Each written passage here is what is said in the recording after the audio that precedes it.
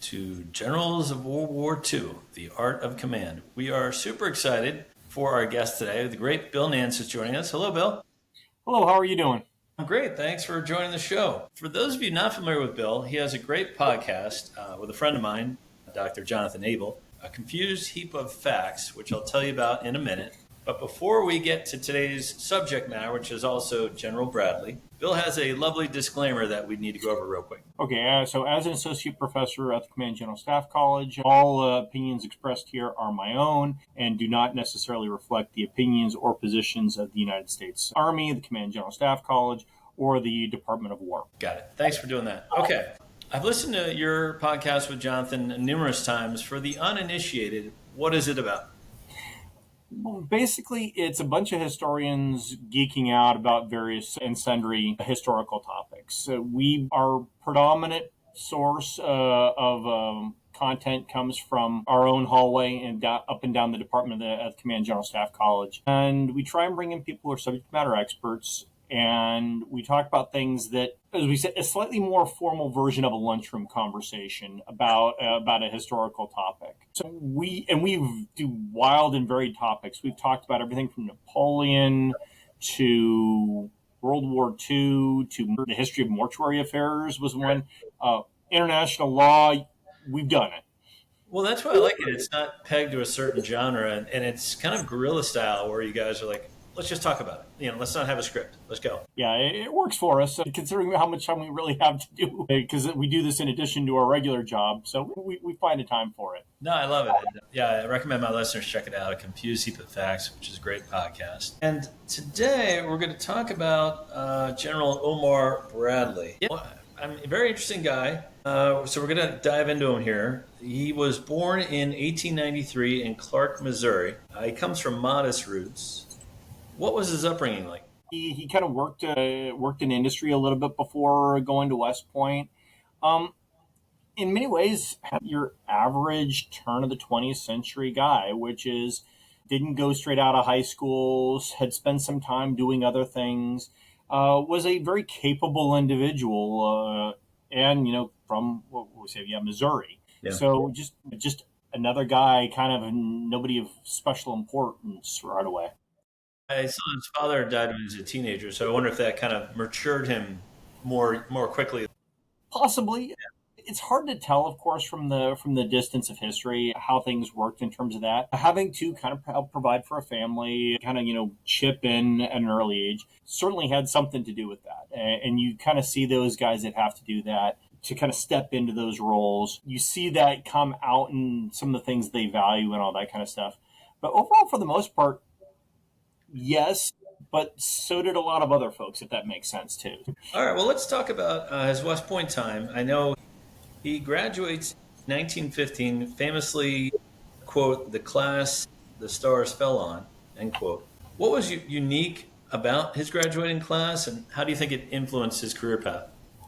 Bradley and his class hit the exact right time in terms of timing for becoming famous, if that makes sense. So 1915 to 1940 is 25 years. And what that meant was that his class were all of the mostly senior field grades, majors, lieutenant colonels, and colonels at the start of the Second World War. So we had longer careers back then. It was not uncommon for people to stay 30 plus years. Promotion was done by seniority. So when somebody retired or died or left the service, kind of next man up got promoted in terms of that. Other things came into it to a degree, but mostly it was where you were on the list. And Marshall, once we started the mobilization for World War II, really 1939, that's often missed, is that George C. Marshall actually started, with the concurrence of FDR, started the mobilization before our entry into the war. And these guys were just all the right ranks to fleet up, as it were. And so the class of 1915, nondescript in terms of the class of 1914, the class of 1916. It was just, they were at that right butter zone to move up, because we had what was called an expansible army, where the West Pointers were the regulars, whose job it was to lead the Army during peacetime, get ready, and all that kind of stuff. And you had ROTC officers whose job, it's in the name, the Reserve Officer Training Corps. That's what ROTC stands for. And they were to go to college, get trained as a lieutenant, get some tactical stuff, and then go off and go be a shoemaker or something like that. Yeah. And then if war broke out, their job was to get called back to the colors and to command platoons and companies and battalions of draftees. Well, once we're standing up those, we're going to need divisions and corps and field armies. Well, who's going to command those? Well, it's going to be the regular army. Now, we don't have it in 1935, to pick a random year. We didn't really have a need for a lot of those formations. Now, we actually did have some of those headquarters in kind of like skeleton form, but nothing like the manning that we needed. Mm-hmm. So the idea was, once that happened, all those people kind of hanging out at those lower ranks, and it was not uncommon to spend 20, 30 years in the Army and be a lieutenant colonel or a colonel. The idea being is that when we need you, we'll pull you up. And that's what happened with Bradley's class, is these guys had been hanging out for 25 years. And all of a sudden, off you go. Now, it turned out that they did have a huge concentration of talent in that class, which happens, right? Yeah. But I would posit, and this is something that I've been looking at the more and more I've done it, a lot of them, it wasn't that, thank God, the West Point class of 1915 was there, if that makes sense. We had those. We have always had those people. We always had those people, and we will always have those people because they stepped up to the plate. Now, right. The Army schooling system throughout the 20s and the 30s had helped with that. So we had a bunch of pretty solid guys all kind of coming through together. Well, and I think college is for two things. One is obviously learning. You learn stuff in college. The other part is networking, and he met a lot of other future generals that were his classmates. What's funny though is like if you look at it, like we talk about 1915, and it is a class with a very high percentage of general officers. But the West Point class of 1909 is kind of funny too, because you got J.C.H. Lee, the commander of the communications zone, Field Army level command, although it's a logistician. William Simpson, commander of the 9th Army. George Patton, commander of the 3rd Army, obviously, and needs no introduction, right? And you have Courtney Hodges, who is not West Point, but year group 1909, all from the class of 1909, which is interesting on there. And what's funny is that Patton failed math as a class of 1908, got recycled to be in the class of 1909. Courtney Hodges was kicked out because he failed math, and William Simpson almost failed math. Yeah. So you think of this like this one math professor there. But West Point, the networking, it's a small army, right? So they all kind of get to know each other as they go, as they grow up and they come up together. Right. They all kind of hit the same schools. So West Point, the infantry school, the Command and General Staff College, the War College. All of these guys are kind of bouncing around together, so they get to kind of know each other throughout. Right. And getting kind of steeped in the doctrine, because that's where you sent your up-and-comers. You send them to school, and then you send them as instructors. So a lot of these guys had instructor duty at the same time as well. Yeah, well, I know Bradley is commissioned as second lieutenant after graduation and serves on the Mexico-U.S. border. But unlike Patton, he doesn't serve in World War I on the front lines of Europe. What were kind of the inner war years like for Bradley before World War II? He is pretty much doing, I hate to say it, but he's kind of like your generic Mark I officer in terms of that. He spent some time on the Mexican border, which, as you point out, and that's actually a pretty common assignment during the interwar years. My grandfather, who'd served in the 112th Cavalry, Texas National Guard, would tell stories to my dad. He passed before I was born, about patrolling the Mexican-American border. At that time, it was served as a professor of military science. Taught at West Point for any number of years, math teacher. So not a huge fan myself. I mean, and just kind of bounced around. He did the infantry corps, served at the Command and General Staff College, taught tactics again. And what's interesting here is that you see him going to all the places that you would expect a reasonably successful officer of his generation to go to, if that makes sense. He taught under George C. Marshall at the infantry school, which helped. George C. Marshall is famous for having this black book where he, scribbled in all these officers. To our knowledge, that doesn't actually exist. It's just kind of a nondescript career until World War II. Like you wouldn't project this guy as going to be one of the most famous generals. Nope. And this goes back to what I was saying earlier, which is these are just solid professionals who have had the Army's professional military education, who are thrust into a situation and have to make do. Yeah. Interesting. This is kind of harkening back to the Napoleonic era, perhaps a little bit, is those guys were also thrust into a scenario, but then, of course, it was a much more kind of brutal scenario. And what's interesting is if you look at the U.S. Army, we actually have more than our fair share of, I'll use the term, reasonably successful folks. Napoleon had kind of his bright shining stars, but he didn't really have a solid B cadre, if that makes sense. Mm-hmm. The A students and then the guys that you needed to, supervise tying their shoes. The United States Army had a very solid cadre of what I would call B plus students that could go out and do things. And we had our A students as well. Right. I would categorize Bradley more into the B plus to A student. Well, you make a good point there. Like for every, you have Patton and Eisenhower, MacArthur and Bradley and all these big names. But then, like you said, you have Simpson, you have Hodges, you have kind of these other guys who don't get all the flash, but they're still very competent. Beavers, Patch, a whole cast of characters. Troy Middleton actually was teaching school and recalled to active duty and became one of the best corps commanders in the United States Army. Right. Wow. Well, we'll dive into World War II, I guess, now because it's kind of it's a large topic it's what makes Bradley famous. Let's start off with the North Africa campaign. He sees combat in 1943 under General Patton in North Africa. You and I were talking before we came on of the Patton movie. How did serving under Patton kind of shape Bradley's own command philosophy? I don't know if it shaped his philosophy as so much as it gave him an opportunity to have a command philosophy, if that makes sense. So Bradley starts the war, or starts the campaign, I think is a better term, serving on Eisenhower's staff.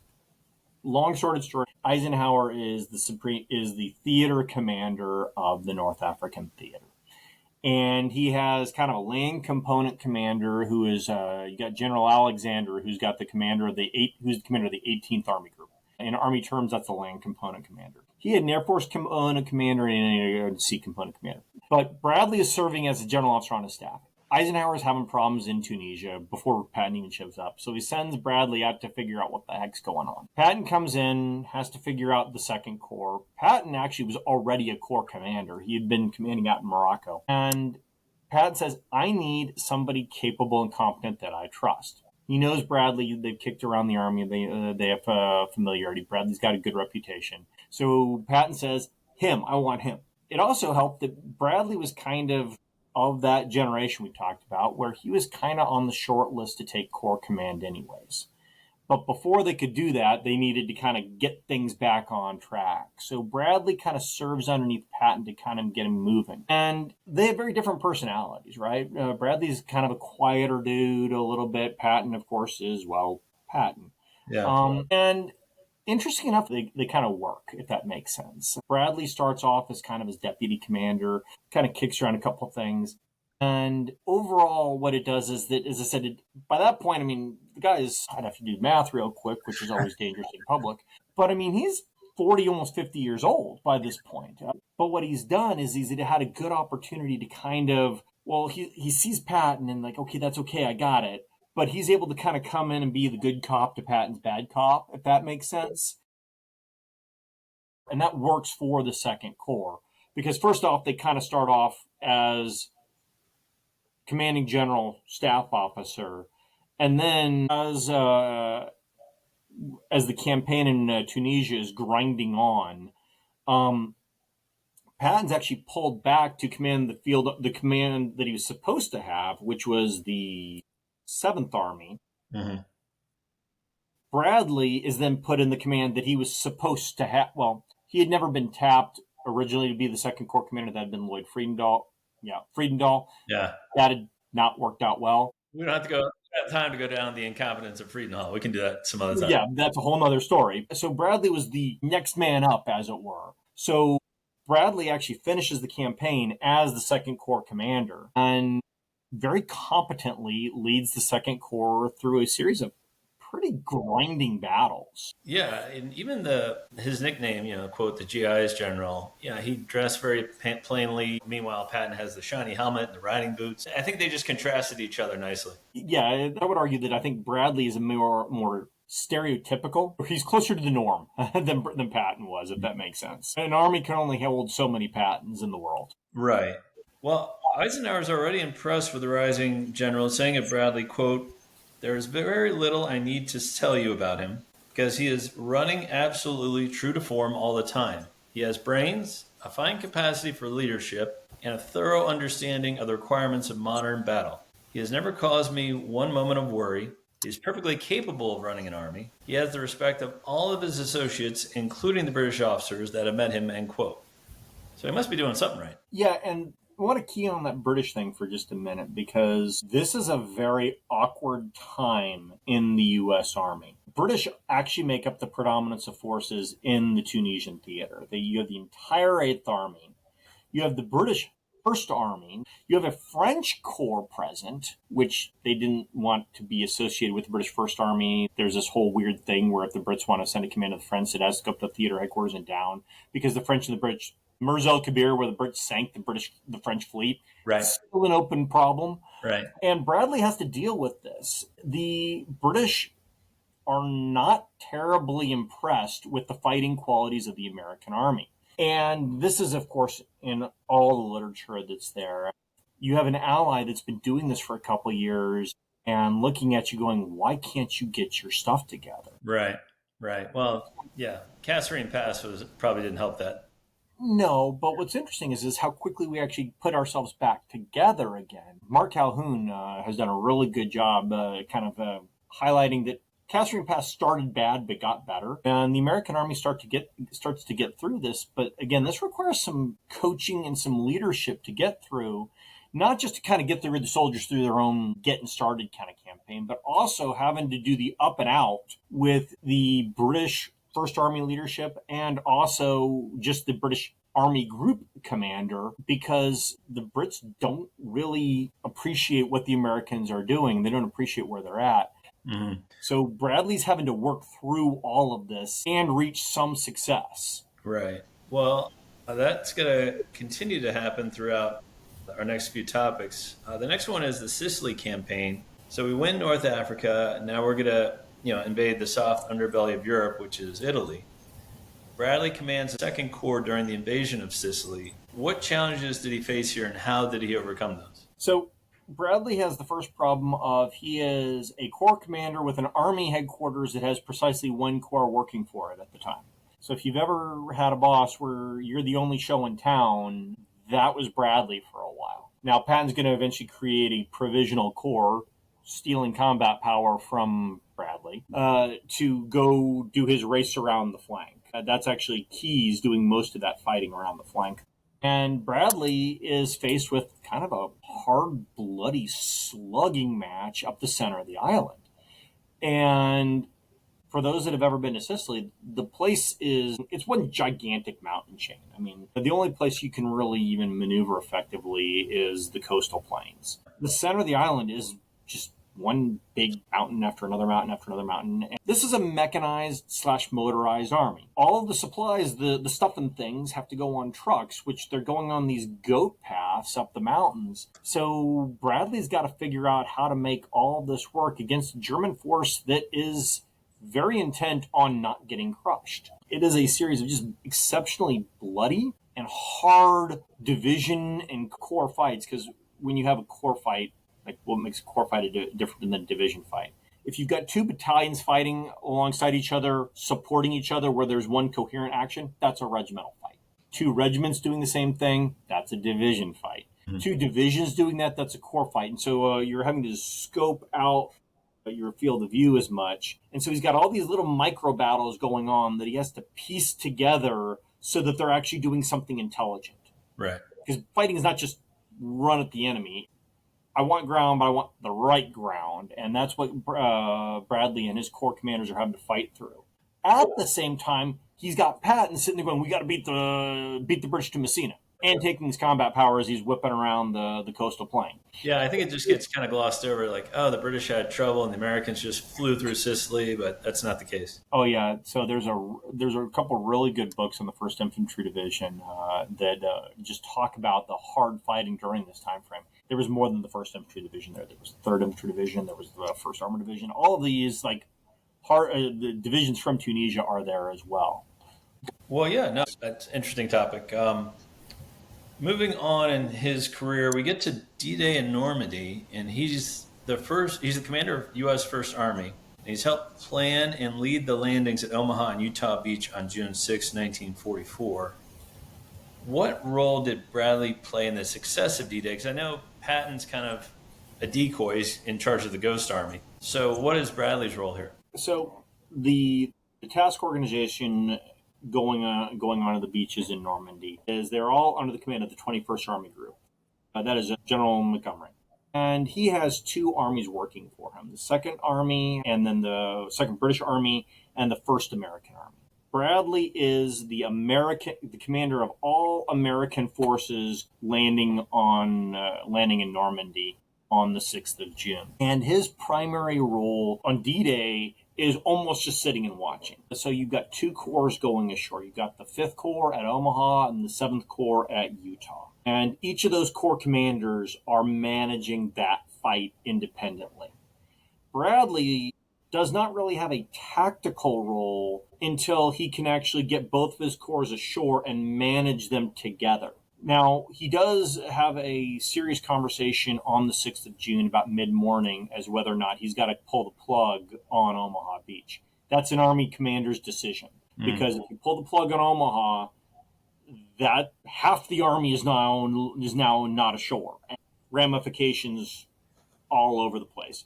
That's going to be Bradley's recommendation to make to Montgomery. And so he has to deal with that, and it helps that he just kind of lets it roll.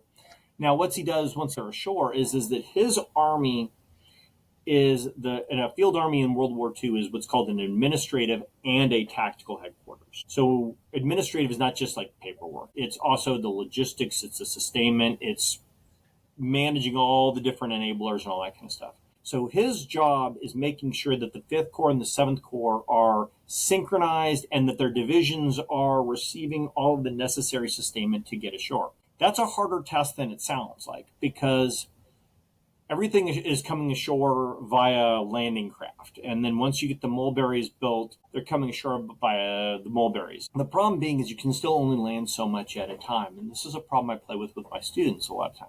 How many meat eaters, tankers, infantrymen do you put ashore before all of a sudden now you have to put ashore the sustainers? If you put ashore nothing but infantrymen, they're all going to starve to death and run out of ammo. But if you put ashore too many sustainers and not enough infantrymen, the sustainers are going to be picking up rifles and running for the beaches because we love our sustainers, but we prefer them to not fight. And that's like the old saying, amateurs talk about strategy and experts talk about logistics. And that's what the Army headquarters is doing in Normandy there. He's also giving them priorities. For instance, once we land, 5th Corps is going to kind of hold what they got. 7th Corps is going to Cherbourg. 7th Corps is the main effort. They're going up to Cherbourg to get that port, open that port, so that then they can get that in. Then, once he's got 5th Corps and 7th Corps online, by the way, he's landed a couple additional Corps headquarters by this point. He's managing 4 Corps headquarters, call it 12 to 15 divisions, all in that space. And if you've ever driven around Normandy, you're talking a couple 100,000 people all in an area that you can drive across in about an hour and a half. Right. And for all the John Wayne and Saving Private Ryan where they're on Omaha Beach, like that wasn't his job to be, taking pillboxes. It was his job to kind of manage everything. His job is making sure that now his staff's job, and he's supervising that, but literally making sure that the 1st Infantry Division has enough 105 artillery to engage, and that they are going to be at a certain point in order to enable 7th Corps' attack a little bit farther on down the line. That's his job, is watching those guys do their thing. Correct. Okay. Well, let's talk about the breakout from Normandy now. Bradley oversees Operation Cobra, the breakout that allowed the Allied forces to race across France. Why is this operation considered to be one of Bradley's greatest achievements?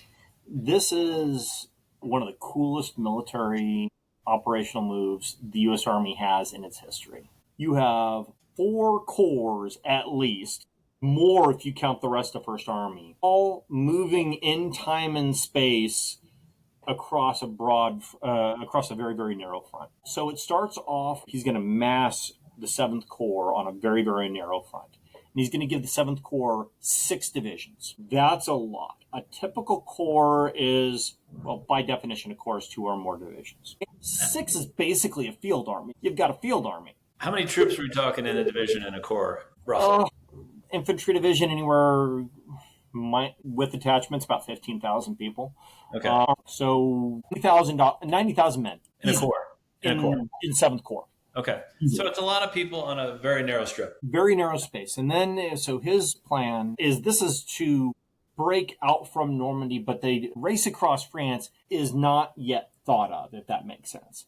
They don't realize how much they're going to succeed. But they just need to get out of the bocage. They need to get into some open country so we can use our mobility to greatest effect. So he's going to sit down with the Army Air Corps, the strategic air forces in particular, and he says, okay, I want all these bombers to come in, and I want them to basically pulverize this very small area with lots of bombs. Now, they learned from the British. Bradley's learning vicariously here. The British had used regular old high explosive bombs, created a bunch of large craters. Bradley's like, I don't want those. I want smaller bombs because the problem is that with all the craters, then it's hard to maneuver around. Now, the problem is that the Army Air Corps wanted to come perpendicular over the target. So flying over American forces, dropping the bombs once they hit the target point. Makes sense. It's fair. Yep. The Bradley was very concerned about that because if, somebody, misses their, is flying a little bit behind, drops early, you're dropping on American soldiers. So for that reason, he wanted the Army Air Corps to come parallel, to fly directly over the Germans, and then that way any short or long bombs land on Germans. That's what he proposes. That's what he thinks is the plan. The Army Air Corps does not agree. And, of course, they come in over perpendicular because their concern is the longer we're over enemy lines, flying nice and slow, the bigger of a target we are. The strategic air forces, in particular, the B-17s and B-24s, strategic assets. Those are war-winning assets, according to the Army Air Corps. And what ends up happening is so they come over perpendicular. The first day, there's cloud cover and all that kind of stuff, but they don't get the recall order. They do a massive short bombing, kill lots of American soldiers, to include General Leslie McNair. And wow, that sucked. Well, they do it again the next day. They're still short bombing because at this point, remember, everyone's just bombing off of when the lead guy drops, you drop and you put a pattern over the target. That works so long as everyone's nice and closed up and everyone is dropping off the right point. If some people are behind, they don't realize they're behind, or if there's any sort of, they twitch early, you're going to drop it on friendly troops. We killed darn near a battalion of the 30th Infantry Division during this operation. Mm-hmm. But yet Bradley says, we're going there. You have to give Bradley the credit for, even after that had happened, he said, we're doing it anyways. I know it's bad. We're going anyways. And then at that point, 7th Corps begins its penetration. That's then followed by 8th Corps. So another 40 to 45,000 soldiers. But they're pulverizing the German lines now, right? Oh, yeah. So the German lines are pulverized. But even so, they're still putting up a hard fight. So 7th Corps takes a minute or two to get through. They actually punch through the German lines. 8th Corps comes behind them, running for leather, button hooks west, had to think for a second, into Brittany to take the port of Brest. Then behind 8th Corps, you have, in order, the 12th Corps, the 15th Corps, and the 20th Corps, which will become the Patton's Third Army, all coming out and then hooking east, going across central France during that time frame. They kind of use the Loire River as their right boundary line, and they're just running for it. And then at the same time, the rest of First Army, so the 5th Corps and the 19th Corps, and then once 7th Corps kind of breaks out, they kind of hook in and kind of hang on to the outer edge of that swinging door. The 5th and the 19th Corps are holding on to the Germans and keep pushing them. So you've got, 6 6, 7 corps, all maneuvering in space, causing effects on the Germans, bad effects on the Germans. It reminds me of, as you know, Generals and Napoleon's my other podcast, but for his invasion of Spain, he kind of did that same sledgehammer where you punch a hole, and then once you're through, the parts of the sledgehammer kind of hook and mop up whatever's behind them or in front of them after they get through that hard line. Oh yeah, and what ends up happening is after Cobra is so successful, now the British are doing their own operation over on the other side. As Patton's Third Army becomes active, Bradley is then pulled up to be the 12th Army Group commander. And so Bradley has to command and control all of this. And the controversy of Cobra is, of course, the fillet pocket, which is where Bradley tells Patton to not have the 15th Corps close the gap and seal up with the Germans. Bradley is very, very worried about fratricide. And as one of my former commanders said, whenever you have 2 blue arrows pointed at each other, that's a problem. Mm-hmm. And it wasn't just a blue arrow. It was actually a force from another army group. And not only that, they were actually Poles on the north end of that pocket. So they don't even speak the same language. The only thing that you have is that we're carrying the same equipment, but you don't have the same radios, no language, different units. And Bradley was very, very concerned that we were going to basically kill each other as we raced into each other. Patton, to his death, asserts that he could have closed that gap, and Bradley told him not to. Well, also, do you think there's an ego thing there a little bit? Because Bradley was working for Patton, and now the situation's changed a little bit. Yeah, there is. Patton's Patton. The reason Patton was not the 12th Army Group commander is that Patton, shall we say, could not play nice with others. And when you're an Army Group commander, your job is to be the play nice with others, for lack of a better term. It's coalition warfare. Yeah, you have to. Bradley, you could argue, is not that great either at it sometimes, but he was certainly better at it than Patton. So you kind of flip the roles, because Patton's actually... Interesting enough, Bradley's Army commanders are all senior to him. He's a class of 1915. Patton is senior to him. Courtney Hodges is senior to him. And when he shows up on the continent, William Simpson will be senior to him as well. But yet, Bradley kind of is in the right place at the right time with right enough capabilities. Eisenhower trusted him. Eisenhower wasn't going to put somebody new into that role, but he certainly wasn't going to put Patton there.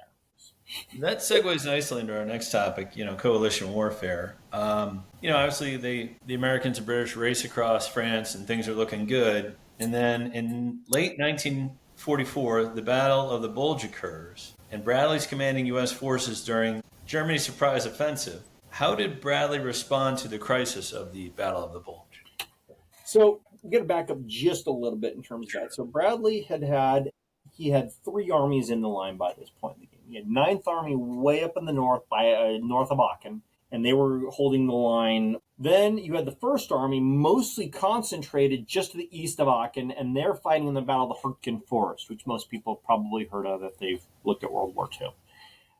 Bloody, hard fighting that really, quite frankly, Bradley should have pulled Courtney Hodges by the scruff of his neck and said, dude, come up with a better way other than hey diddle diddle straight up the middle. There are other ways of getting at. Hurtgen Forest was a place that needed to be taken. It could have been isolated though and then taken, but Courtney Hodges was not a great tactician. And then you had the 3rd Army down in the south fighting in Lorraine around Metz. When the Battle of the Bulge kicked off, they'd all just finished an offensive. The November offensive is what I call it, and I've heard it seen that called other places. 9th Army had attacked to the Royal River. The 1st Army had mostly slugged through the Hurtgen Forest, leaving the 8th Corps to hold a big, wide front in the Ardennes. And then 3rd Army had gotten to the Saar River down in the south. Bradley's headquarters was in Luxembourg City, which is very, very far forward. So when penetration happens in the 8th Corps, he is suddenly out of communications with most of 1st Army headquarters and with 9th Army headquarters. So his first reaction is that he tells 9th Army to basically pitch its reserves and whatever else they need to do down south into 1st Army. Some of the records are debating as to who made the first phone call, whether it was Simpson on his own, sending his initial reserves and then sending the rest on order, or if Bradley did the initial order.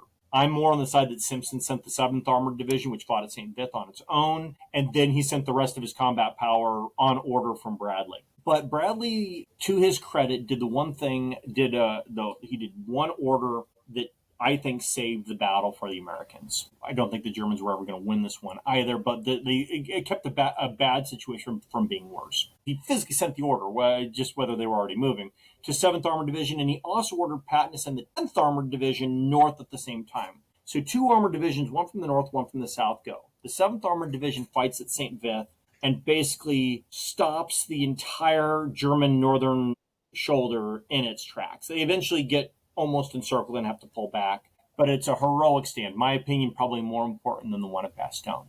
Then you have the 10th Armored Division, which comes up and gets to the Bastogne area just as the 20th Infantry Division, which had been fighting in that area, is folded up. The 20th Infantry Division doesn't get nearly enough credit. They had basically been slaughtered, holding the line, fighting backwards to buy time. 10th Armored Division shows up, and there you go. And then they buy enough time for the 101st Airborne to get to Bastogne and become surrounded. So Bradley's one order by sending those 2 divisions is enough to completely disrupt the entire German offensive. Now, I don't always give Bradley credit on everything, but I will give Bradley ultimate credit for that one order. Right. Because that, at that point, caused everything else to go into effect. He then got Patton's army started to move. Simpson sent the First Army a bunch of reinforcements, and we were able to start filling in from there. Now, he did lose command of control of 2/3 of his army group during this time frame, because once the penetration had occurred and he'd done those initial orders, Eisenhower looked at this and said, Bradley, you can't talk to your guys. So he gave Montgomery a temporary command of the 1st and 9th Armies.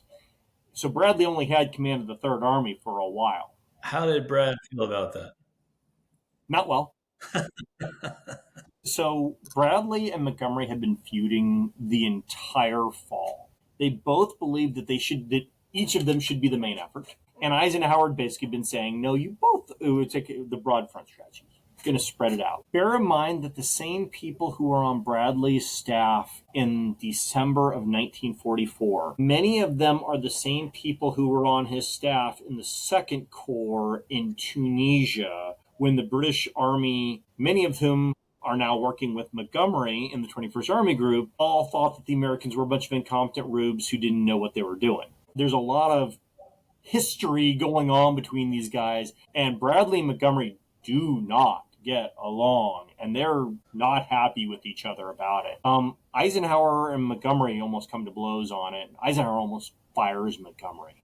Yeah, and there's a lot to it. We obviously don't have time to get on this pod, but I think both countries' militaries saw themselves as the senior partner. The U.S. is supplying men and material and weapons and food, and meanwhile the British have been fighting the Germans for many more years than the Americans have, and they know what they're doing. So just a clash of ideologies, I think. Right, and just people who are very passionate about what they do, who are pretty competent at what they do, with different opinions about how to proceed. I mean, you don't get where you are by being an Army Group commander, by being a complete incompetent. Right. And so imagine this, 2 CEOs who are put in the same room and being told to come up with a plan. They're kind of clash. Yeah. Well, that kind of leads to my next subject. Let's talk about Bradley's relationship with Eisenhower and Patton. He often served as a middle ground between Eisenhower's diplomacy and Patton's aggression. How did Bradley's kind of even temperament influence the Allied high command? He was kind of the adult supervision for Patton, if that makes sense. Mm-hmm. And his job, one of his specified tasks, was basically to keep Patton on a leash.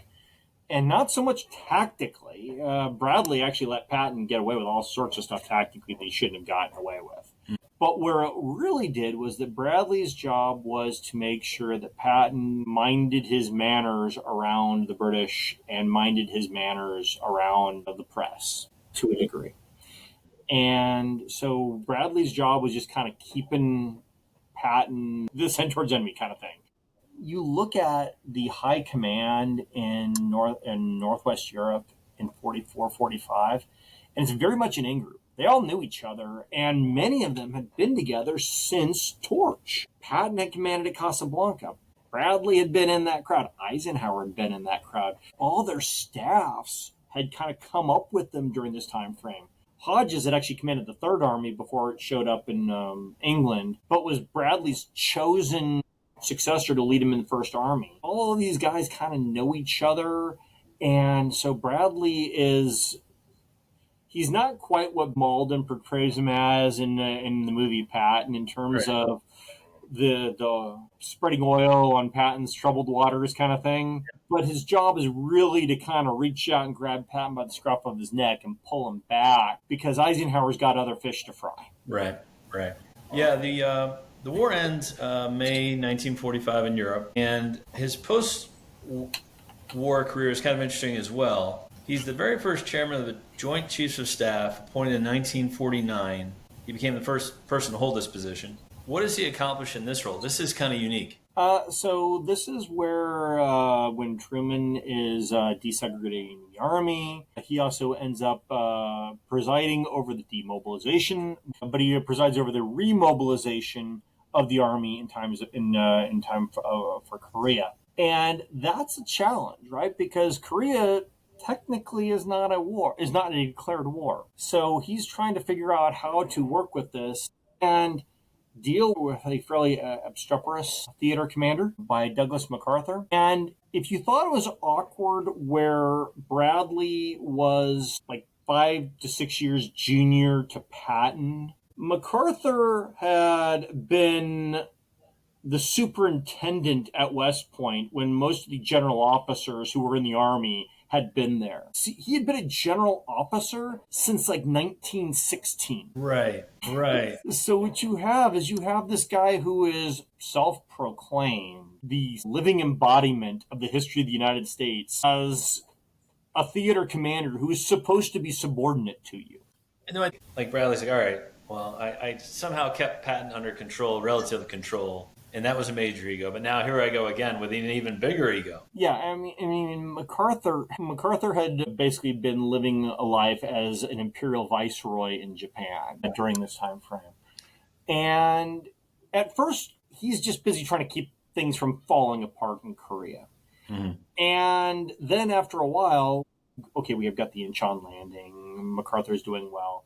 And then all of a sudden, MacArthur's like, hey, I can take this and go north. Bradley and Truman both get fault for this, which is they both kind of go with the, well, if you can do it, why not? Truman doesn't really want this being a big war, but alternatively, he's willing to take one if it falls into his lap, if that makes sense. There's a lot of detail work that goes into this, but bottom line is that MacArthur gets all the way up to the Yalu, pushes way past where he should have been, and when MacArthur is pushing up against this, he's asking for nuclear weapons. Bradley at that point has to sit there and go, there's this great line from Bradley where Bradley's going, dude, you need to dial it back like by 1,000. Well, yeah, there's a great quote. He says, the war in Korea is, quote, the wrong war in the wrong place at the wrong time, end quote. And I think what he means, and you can correct me if I'm wrong, like we just fought a horrible World War II that many people died. Now we're fighting again, and we're talking about escalating in a different part of the world. Like, it just seems like Bradley was onto something. Like, maybe we need to simmer it down a minute. Well, yeah, it's like the challenges of fighting the Indo-Pacific today. The Pacific Ocean's like half the globe. Yeah.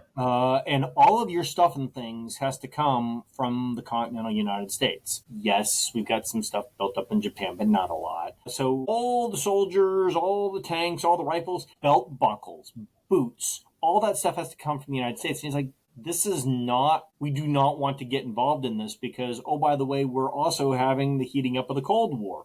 You've had the Berlin crisis by this point. The Soviets are detonating nuclear weapons. We are much more worried about the protection of Europe. The Marshall Plan's about to go into effect. This is not the time to get in to decide that we're going to fully mobilize the country to fight in some small country in Northeast Asia.